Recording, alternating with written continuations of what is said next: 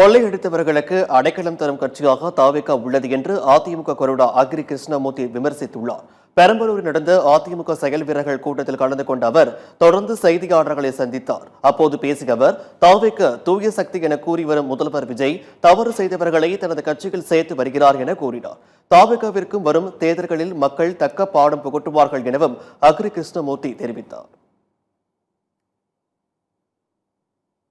அவர்கள் மீது போடப்பட்டிருக்கின்ற அந்த வழக்குகளை திரும்ப பெற வேண்டும் என்பதற்காக அடித்தளம் தேடி இன்றைக்கு தமிழக வெற்றி கழகத்திற்கு சென்று கொண்டிருக்கிறார்கள். தூய சக்தி தூய்மையான ஆட்சியை தருவோம் என்று சொன்ன விஜய் அவர்கள் இன்றைக்கு கொள்ளை அடித்தவர்களை தங்களோடு இணைத்துக் கொண்டிருக்கிறார். தவறு செய்தவர்களுக்கு அடைக்கலம் தந்து கொண்டிருக்கிறார்.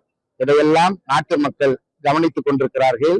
நடைபெற இருக்கின்ற உள்ளாட்சி அமைப்புகளுக்கான தேர்தல் அல்லது சட்டமன்றத்திற்கான இடைத்தேர்தல் அல்லது விரைவில் வர இருக்கின்ற சட்டமன்றத்திற்கான பொது தேர்தலாக இருந்தாலும் அந்த தேர்தலில் மக்கள் அவர்களுக்கு தகுந்த பாடத்தை புகட்டுவார்கள்.